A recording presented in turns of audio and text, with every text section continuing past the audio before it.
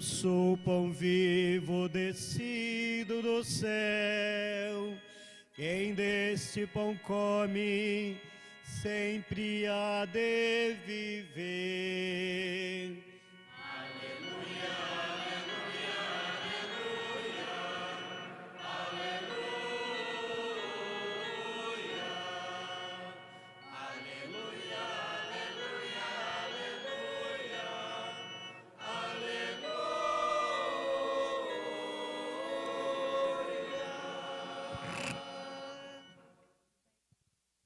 O Senhor esteja convosco.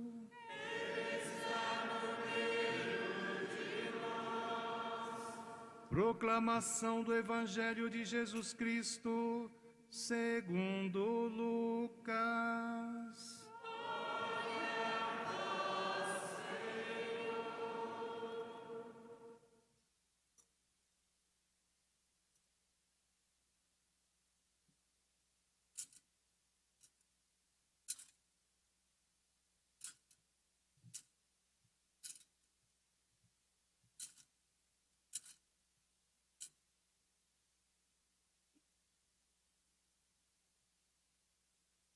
Naquele tempo, Jesus acolheu as multidões, falava-lhes sobre o reino de Deus e curava todos os que precisavam.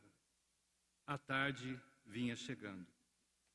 Os 12 apóstolos aproximaram-se de Jesus e disseram: Despede a multidão para que possa ir aos povoados e campos vizinhos procurar hospedagem e comida, pois estamos num lugar deserto. Mas Jesus disse: Dai-lhes vós mesmos de comer.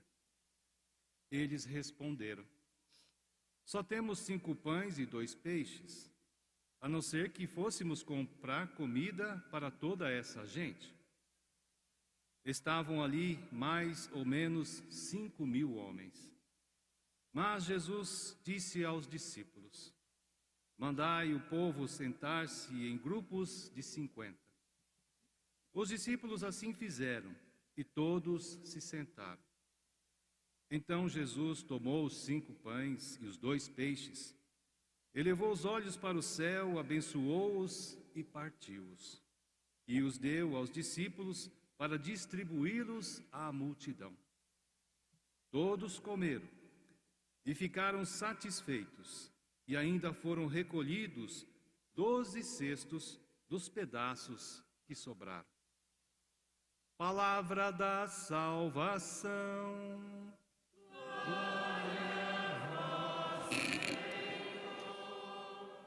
Sentando, cantemos. Envia teu Espírito, Senhor, e renova a face da terra. Envia teu Espírito, Senhor, renova a face da terra. O Espírito Santo é o modelador da igreja, do cristão, das normas, da graça a nós disponibilizada continuamente para que tornemo-nos também gradativamente, como bons cristãos, novos cristos, novas hóstias, outras hóstias para a santificação do mundo. Colhemos aqui também nossas irmãs religiosas, seminaristas. Padre Oscar, que está aqui, ele é diretor da Escola do Direito Canônico da Diocese, também é reitor do Seminário Menor. A igreja tem um direito próprio e um acordo internacional, de forma que, se o bispo disser ninguém pode fechar a igreja, a autoridade civil não pode fazê-lo. Ela tem uma autonomia própria e o direito civil não pode intervir.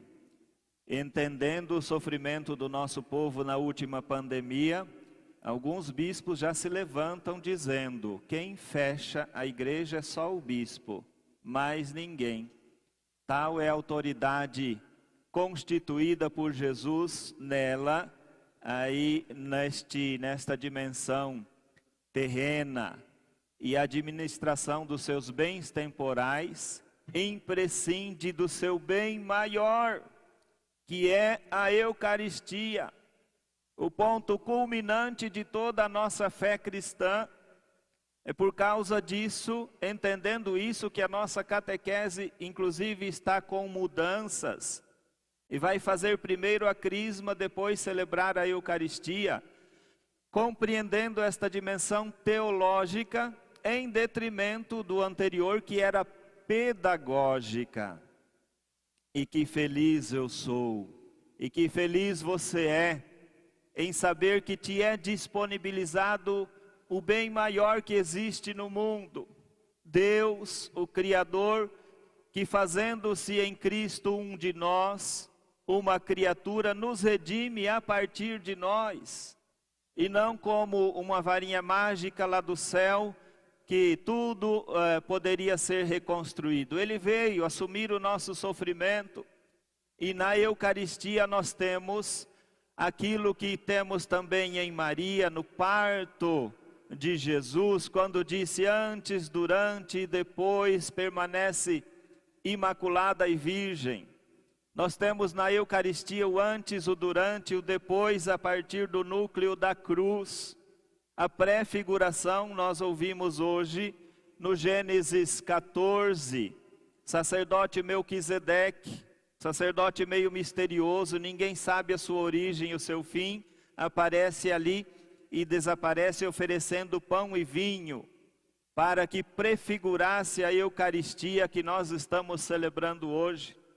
Mas a realização durante está o oferecimento de Jesus a partir da sua encarnação, e a instituição dela, então, o seu oferecimento durante, que é o sacrifício da cruz, o ponto nuclear da redenção, e a sua conclusão, que é a ressurreição, e o depois, que nós temos aí a configuração da instituição, conforme 1 Coríntios 11, que escutamos hoje, já está se configurando. O texto mais antigo sobre a Eucaristia é este de São Paulo, 1 Coríntios 11. E a partir disso, a igreja faz um caminho histórico da realização e da consolidação desta verdade. E quando, em alguns momentos da igreja, as nuvens escuras da descrença ameaçava de extinguir a fé do povo, Deus socorria através dos sinais eucarísticos, dos chamados milagres eucarísticos. Eu gosto mais de chamar o milagre este da missa. Sabe por quê? O ensinamento da Santa Mãe Igreja diz: se deixar de ser pão, deixa de ser presença real. Se deixar de ser vinho, deixa de ser presença real. Nos milagres eucarísticos que nós temos, quando se torna sangue, se torna sinal, porque deixou de ser o milagre do altar. É sinal miraculoso para que nós pudéssemos crer. E no século XIII, quando acontece em Bolsena, em Orvieto, aquele milagre eucarístico em que um padre foi fazer uma peregrinação de Praga para Roma, pedindo a graça da fé, porque vivia atormentado, olhando para a hóstia e tinha dificuldade de crer na presença real de Jesus.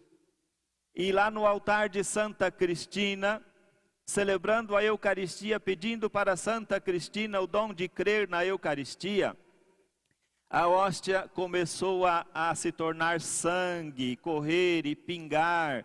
Ele levou para a sacristia e ficaram os sinais do sangue que brota daquele pão. E depois, numa peregrinação, indo para Orvieto, se encontra com o Papa Urbano, que no encontro se ajoelha, adora e expressa Corpus Christi.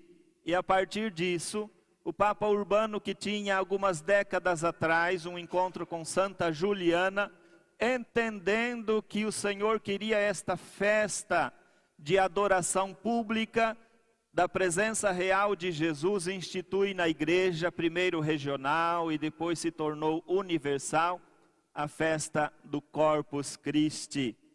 Diz São Bernardo de Claraval: mesmo que eu distribua todos os meus bens aos pobres, mesmo que eu peregrinasse toda a terra, não chega, está longe de ter o valor que tem a Santa Eucaristia.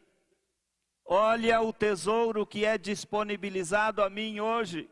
Cada um de nós, como cristão, preciso sempre mais tomar consciência desta grandeza e sem nenhuma vaidade, nenhuma arrogância, mas nos alegrarmos de saber que não há outra instituição no mundo que pode te dar algo que chegue a um fragmento disso. Todos os bens terrenos passarão, mas é a sua fé que vai te fazer transpor os vales assombrosos e os sofrimentos do tempo presente. Pergunto, cristão, por que é que você se deixa levar pelo medo, pelo esfriamento? Nestes últimos 2 anos, foi-nos comunicado como verdade a mentira do medo pela mídia convencional. E nós que somos portadores da verdade, a anunciamos de forma tão inibida, porque precisamos aprofundar a nossa experiência no contato pessoal com Jesus. E hoje, esta nossa procissão pelas ruas é um grito público aos céus, para que socorra não só a nossa cidade, que é muito abençoada, graças a Deus, e vocês mesmos que estão aqui dão a vida para que ela seja exemplo para a sociedade, que bom. Mas precisamos sempre mais crer nisso. E quando olhamos, ouvindo hoje este episódio da primeira multiplicação dos pães, os discípulos com mentalidade imanente, matemática, terrena, provocam Jesus para administrar aquela situação de peregrinação, administrando meramente temporalmente. Cada um corra atrás de alimento como puder. Jesus vai dizer aos apóstolos: dai-lhes vós mesmos de comer, significando que agora, com a sua encarnação, a administração temporal muda e ela considera o princípio da fé. E todas as necessidades terrenas passam agora a ser plenamente imbuídas desta presença divina, porque Jesus, que com o Pai criou, está aqui santificando, aliás, redimindo aquilo que foi perdido pelos seus, e enviará depois o Espírito Santo para dar continuidade nesta obra de redenção. Então Jesus convocava, instruía e instituía os seus, não somente a pegar aquele pedacinho de pão que naquele momento era importante e levar para que cada um matasse a fome e tivesse condições para voltar para casa, mas sim que os seus se tornassem com ele também, na doação da própria vida, uma hóstia viva a alimentar a sociedade. Que mensagem feliz! Você ainda vai ficar dando ouvidos à mídia convencional, ou vamos dar ouvidos a Jesus, que quer e está administrando na realidade temporal com princípios divinos e eternos? E a grande verdade disso é que hoje também continua se dando a nós. Nós podemos contemplar na cruz o quanto nos amou, e na cruz deixarmos-nos curar das nossas feridas, superar as mágoas.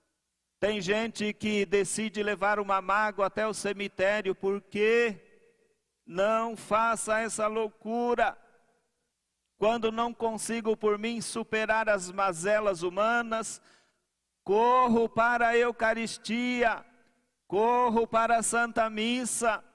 Ele pode nos dar a graça que muitas vezes não conseguimos por nossa própria limitação egoísta. Deixemos que Ele administre a nossa vida e assim caminharemos sempre mais para a realização plena, já na nossa vida terrena e completamente na casa do Pai, onde estamos destinados a habitar. E mais avançaremos nisso, quanto mais buscarmos, como diz Santo Ambrósio, o remédio que me cura do mal dos meus pecados, a Santa Eucaristia. Irmãos e irmãs, tomemos consciência desta grandeza e continuemos a celebração desta Eucaristia, certos de que na Eucaristia o céu nos envolve, nos confirma, nos perdoa e nos elege para que também o sejamos pequenas hóstias ambulantes numa sociedade que às vezes está encracada em cadáveres ambulantes, sem vida, sem sentido, porque desconhece esse remédio e esse tesouro que você tem e veio hoje buscar e vai amanhã, onde você estiver ou trabalhar, levar de Cristo esse remédio e essa luz que o mundo precisa. Conscientes desse grande tesouro que o Senhor nos concede, vamos continuar a nossa celebração e vamos professar a nossa fé, olhando, refletindo, contemplando aquilo que nós e em quem nós cremos. Amém. Creio em Deus Pai,